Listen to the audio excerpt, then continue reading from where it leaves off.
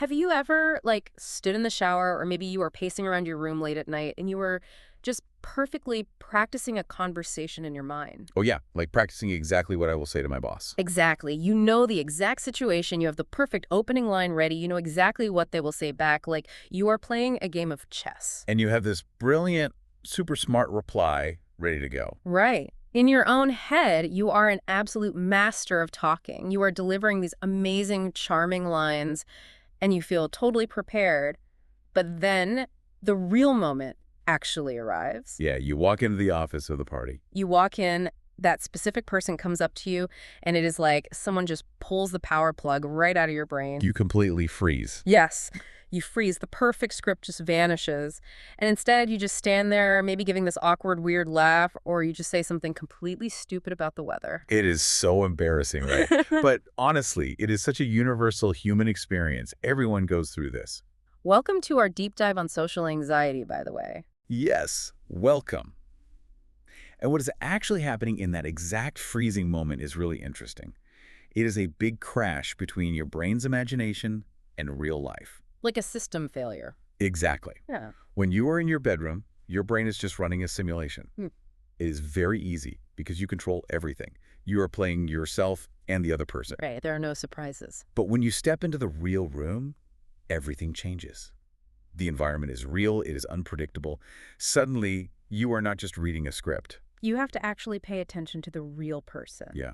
You're looking at their face, checking your own posture, listening to their voice, and trying to remember your perfect lines all at the same time. So it's basically a hardware crash in our head. We treat our brain's memory like it has unlimited space, but it actually has a very strict limit. A very small limit, especially for new information. Right. We walk into a social situation, like a big Indian family wedding, running too many background apps in our head. Oh, big weddings are the perfect example. So many people. So many people. And you are trying to process the music, the lights, the uncle talking to you. And at the same time, you are running this heavy self-monitoring software. Just constantly asking yourself, how do I look? Am I smiling right? Exactly. It is like opening 50 tabs on your internet browser and expecting your old laptop to instantly play a 4K video. That is the perfect way to explain it. Your working memory gets completely overwhelmed. When there is too much information, the system just stalls. It hangs. And so you drop the data. Right. You drop the data, which means you forget that perfect smart script you practiced. Wow. So that is the real physical reality of what we call social anxiety. Yes. Our source material today breaks this down beautifully. It is a real biological response to feeling like people are judging you. So it is not a malfunction. It is not like we are broken. Not at all. It is Yeah, a very old evolutionary mechanism. Yeah. It is actually operating exactly the way it was designed to. But wait, let us talk about that evolutionary part, because understanding the why is the whole mission of our deep dive today. It really helps to know why our bodies do this. Yeah. When we experience that freeze, or when our heart starts beating so fast before asking a question in a meeting, our body reacts like there is a wild tiger in the room. But there is no tiger. Right. There is no tiger. It is just a room full of normal people in an office drinking chai. So why does the brain think a small mistake, like saying the wrong word in English, is a life or death threat? Well, because for most of human history, a social mistake actually was a life or death threat. Wait, really? How? Think about thousands of years ago. Humans lived in small tribes in the jungle. In that environment, your survival depended totally on being part of the group. Ah, I see. If the tribe kicks you out, you are in big trouble. Exactly. If people judged you badly or if you broke the rules, they might kick you out. And a human alone in the jungle back then was a dead human. Because you cannot hunt alone or fight wild animals alone. Right. So the brain evolved to treat social exclusion, like being left out, with the exact same alarm system it uses for real physical pain. That is so wild. So our brain literally cannot tell the difference between physical pain and social embarrassment. Yes, the source mentions this overlap. Studies looking at brain scans show that feeling rejected actually lights up the exact same part of the brain that feels physical injury. So when you are terrified of raising your hand to ask a question at work, your brain's threat center is treating that judgment just like a tiger's roar. It floods your whole system with adrenaline. It makes your heart beat faster to pump blood to your muscles. So you can fight the tiger or run away. Exactly. which explains all those physical symptoms we get when we are nervous. Right, like the sweating. Yeah, the sweating is just your body trying to cool itself down for a big physical fight. And the shaky hands. I always get shaky hands. That is the adrenaline getting your muscles ready to run. But in reality, you were just standing there trying to hold a small cup of coffee. It is so funny when you think about it. The body is preparing for war, but you are just at a birthday party. The physical reaction just does not match the modern world at all. Okay, this makes total sense scientifically, but I want to push back on this a little bit. Sure, go ahead. If social anxiety is this universal thing, right? Like everyone has this ancient brain wiring to keep us safe in the tribe, Yeah, everyone have it. then why do we feel so incredibly alone when it happens? Like when I am super nervous at a big event, I look around and I do not see a room full of terrified people. What do you see instead? I see people holding their drinks perfectly, making great eye contact, laughing, talking so easily in perfect English. Right, they look so confident. Exactly. I feel like I am the only one struggling and everyone else got some secret rule book for life that I missed. Well, the source actually gives a name to this. It is a psychological thing called pluralistic ignorance. That sounds like a heavy term. What does that mean in simple words? It basically means everyone is secretly scared, but everyone pretends to be brave, so we all think everyone else is actually brave. Oh, wow. So it is just a big illusion. Yes. You are comparing your own messy, nervous inside feelings with the carefully polished, fake outside look of everyone else. Because we cannot read minds. We cannot see how fast their heart is beating. Exactly. We only see their outward behavior. And remember that jungle survival rule.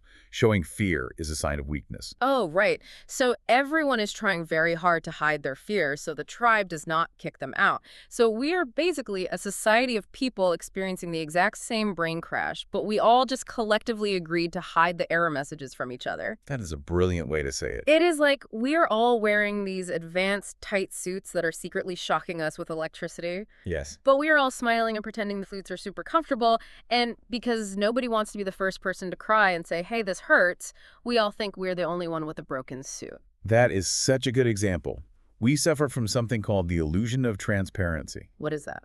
It is a mental trick where we think everyone can easily see our internal feelings. Like you feel your heart pounding and you assume everyone around you can hear it beating. Right, or you feel your face getting hot and red and you assume you look like a glowing red traffic light. Exactly. Yeah. But honestly, humans are really bad at noticing other people's internal feelings. So that super confident looking guy across the room, He is probably using all of his brain energy just to keep his hands from shaking and to remember his own script. that changes how I see every single party now. But wait, let me ask you this. Sure. If we know this is true, right, like we are sitting here reading the sources, talking about this, we logically know everyone else is also nervous. Yeah, we have the facts. So why does knowing this not stop the panic? When I actually walk into the next networking event, the panic will still hit me. It definitely will. So why does the logical knowledge not override the physical fear? Are we just doomed to always feel terrified at first? We are not doomed, but we have to understand how the brain is built. There are basically two roads for processing fear in the brain. A high road and a low road. Okay, keep it simple for me. High road and low road. Right. The logical part, where you realize everyone is nervous, happens in the front of your brain. That is the slow thinking part. The prefrontal cortex. Right. Yes. But the fear response comes from a deeper part called the amygdala. And that operates on the low road. So it is just about speed. It is entirely about speed. When you walk into a room, the sights and sounds go to a router in your brain. Like a Wi-Fi router. Kind of. And this router sends the signal to two places at the same time. It sends a slow signal up to the logical brain to think about it, Okay. but it also sends a super fast lightning speed signal straight down to the fear center. And the fear center does not wait for the logical brain to check if everything is okay. Never. It just looks for simple patterns. If it sees large group of strangers looking at me, it pulls the fire alarm immediately. Wow. So by the time your logical brain finally says, hey, relax, these are just regular people, they're not going to eat us. Your body is already full of stress chemicals. Your heart is already But racing. cannot outthink a chemical release that has already happened. Exactly. You cannot use logic to argue with the fear center because the fear center does not speak English. That is a great point. It does not understand words. It just understands habits and chemicals. And this leads right into the biggest problem for social anxiety, the paralysis of overthinking. Oh, the overthinking is the worst part. Because once that fire alarm goes off in your body, the logical brain does not just calm things down. No, it usually gets hijacked by the fear. Right. We start making up all these terrible fake situations in our head. The internal voice just goes on a loop. What if I say the wrong thing? What if they laugh at my accent? What if they think I am stupid? Those what ifs are just your brain trying to figure out where the danger is coming from. Because the body is saying, we are in danger. Right. But because the danger is just social judgment, not a real tiger, the brain's predictions just go crazy.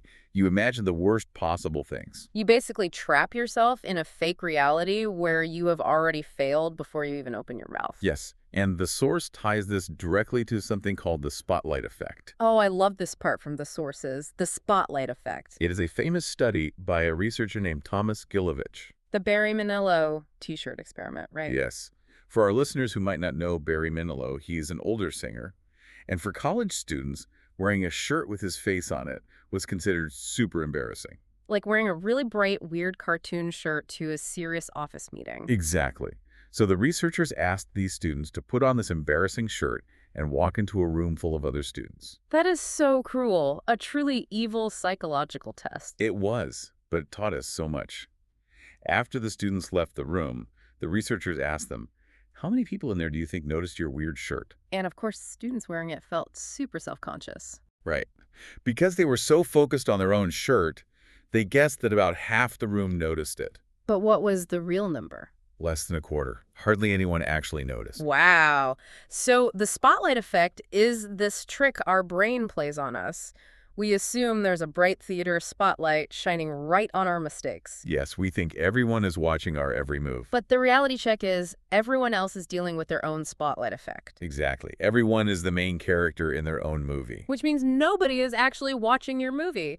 We're basically giving a big stage performance for an empty theater. That is exactly it. The judges we are so scared of, they're not sitting in the front row with scorecards. They are backstage totally panicking about their own costumes. And really understanding this is the first big key to feeling better. If you truly accept that the spotlight is fake, you can start to calm that overworked computer in your head. But wait, going back to what we just said, you cannot just think your way into this calm state, right? No, you cannot. If the fear center is super fast and does not understand logic, how do we actually fix this? You have to physically show your brain that the environment is safe. You cannot just tell it. So we have to use actions. We have to train the brain like a muscle. Yes. The sources talk about a strategy of taking small steps. We can call it microdosing courage. I like that. Microdosing courage. Small amounts of bravery. Because if you are terrified of public speaking, throwing yourself onto a big stage in front of 1,000 people is not going to cure you. No, that sounds like a nightmare. That would just traumatize me more. Exactly. It would just prove to your fear center that visibility is dangerous. So what is the better way? The sources talk about micro actions. Yes. The goal is to build a new pathway in the brain. You want to build a stronger brake pedal for your nervous system. So you lower the goal so much that the brain's alarm system does not even notice it. Exactly. We are not trying to become the most talkative, charming person at the party overnight. Right. We are just talking about the smallest possible social actions, like just making eye contact with the person making your morning chai. Or just smiling at someone you pass in the office hallway. Or just saying a simple hello. By making the goal super small, your brain does not crash. If your only goal is smile and say hello, that takes almost zero brain memory. You do the action, you survive, and then something amazing happens in the brain, right? Yes. Your brain records it as a safe, successful interaction. And this releases a special chemical in the brain.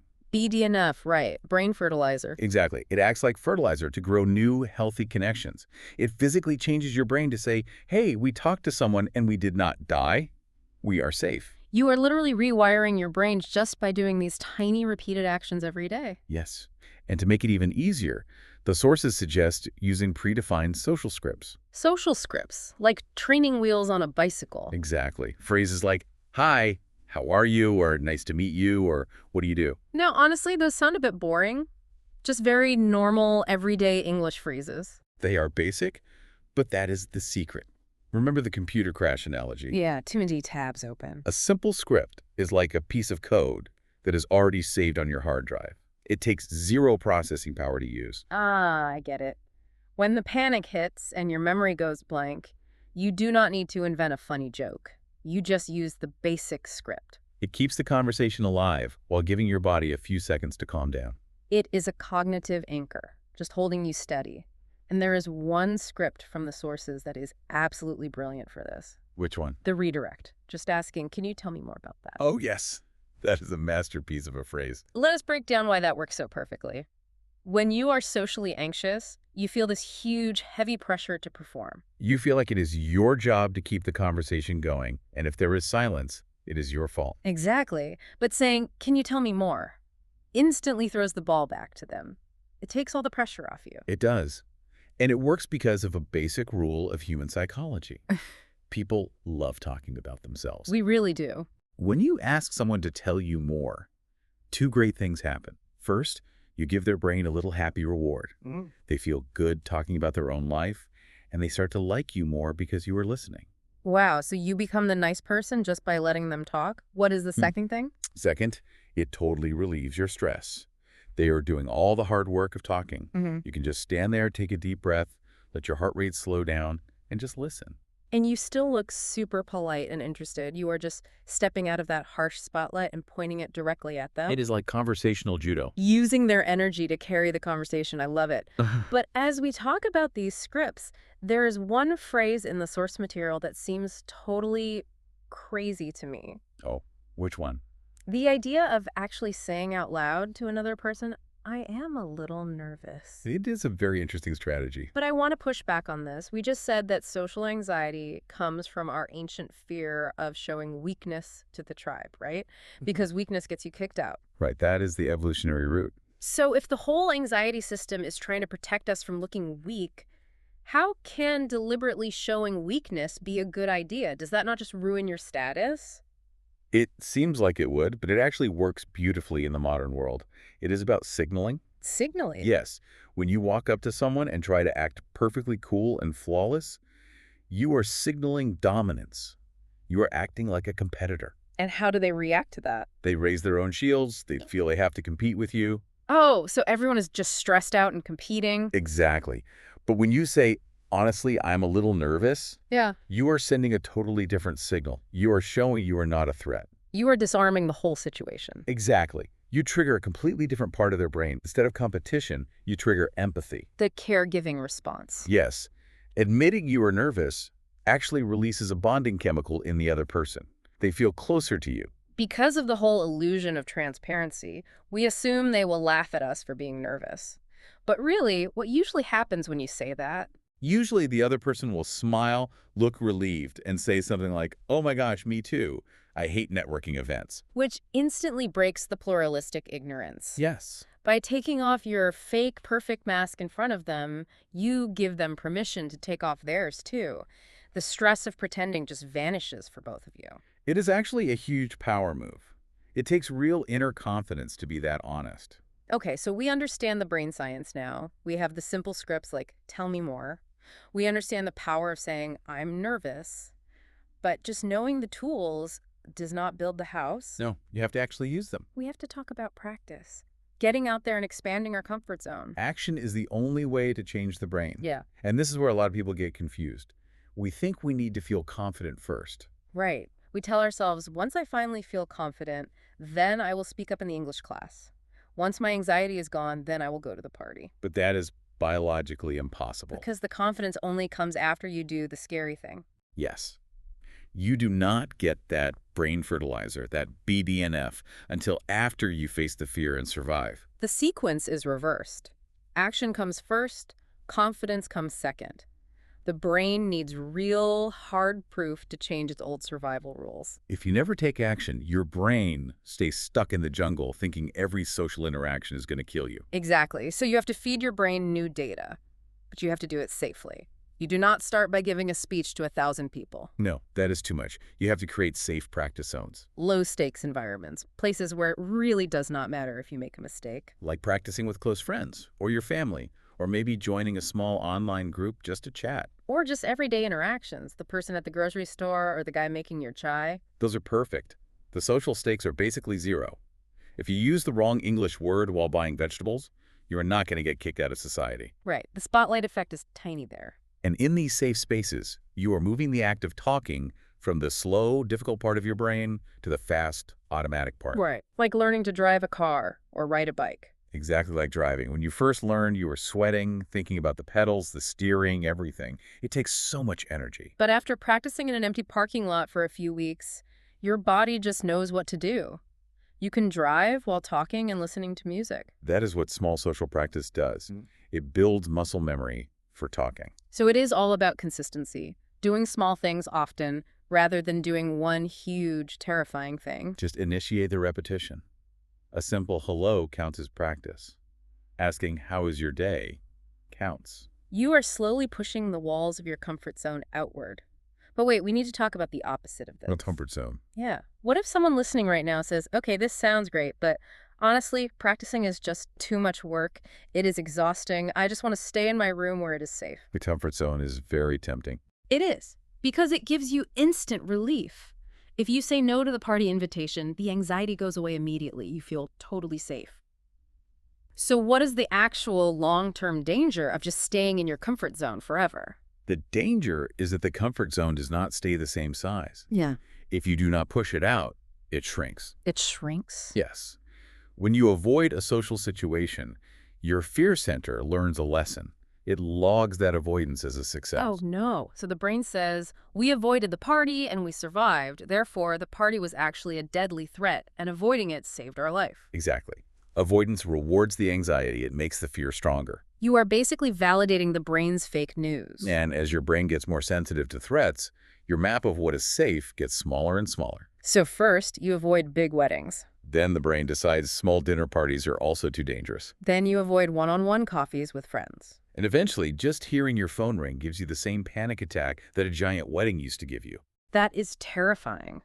The cost of doing nothing is that your whole world slowly shrinks until you are trapped. It is a very sad reality for a lot of people. Which means these tiny micro-actions we are talking about, smiling, saying hello, admitting you are nervous, they're not just cute little tricks to be better at networking. No, they are daily exercises to keep your world from shrinking. They are the maintenance work you have to do to keep your life big and expansive. Every time you step just a tiny bit outside your comfort zone, you are claiming territory for your future self. You are teaching your ancient brain that the modern world is actually quite safe. Okay, this has been an incredible deep dive. We have covered so much ground today. Let us do a quick, simple recap for the listeners. All right, yeah. We started by busting the biggest illusion of social anxiety, this lonely feeling that we are the only ones struggling while everyone else is perfect. But we know now that it's just pluralistic ignorance. Most people around you are secretly paddling just as hard under the water, dealing with their own nerves. We talked about how our brain's working memory just crashes when we try to monitor ourselves too much. We get trapped in those endless what-if thoughts. And we exposed the spotlight effect. The harsh spotlight of everyone's judgment is fake. Because everyone is the star of their own movie, the theater watching you is actually empty. Crucially, we learned that because the fear center works faster than our logical brain, we cannot just think our way out of anxiety. We have to act our way out. Microdosing courage. Start very small. Use simple English scripts like, can you tell me more? To let the other person do the talking and relieve your stress. And do not be afraid to use the vulnerability paradox. Just saying, I am a little nervous, can instantly make the other person feel empathy for you instead of judging you. Finally, we have to remember that confidence only comes from taking action, not the other way around. We have to consistently practice in low-stakes, safe environments like the local shop or with family. Because if we do not actively push our comfort zone outward, it will slowly shrink until it traps us. Exactly. It is such a freeing way to look at it once you understand the science. So, to you, the listener, we want to leave you with a bit of homework. Just a small, easy step. Think about your own life today. What specific situations make your brain pull the fire alarm? Is it speaking up in English during a team meeting? Is it talking to an uncle at a family gathering? Find where your boundary is. And then design the absolute smallest action you can take to step over that line today. Just a tiny step. Not tomorrow, today. But before we go, there is one final really beautiful thought from the sources that we want to share. Yes, this is a great perspective shift. We have spent this whole time talking about how to fix your anxiety and expand your world. But think about the other people in the room. Right, when you understand that everyone else is also secretly fighting their own nervous system. The next time you're standing at the edge of a party or a meeting, feeling too scared to talk to someone, flip the story in your head. Instead of looking at that person across the room as a harsh judge who's going to laugh at your mistakes. View them as they really are. A fellow human being who might be trapped in their own mind, feeling totally awkward, and silently praying that someone will be brave enough to come say hello. Helping someone else is actually the best way to forget your own fear.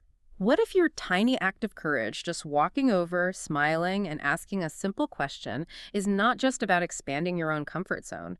What if your action is the exact thing that rescues that person from their own anxiety?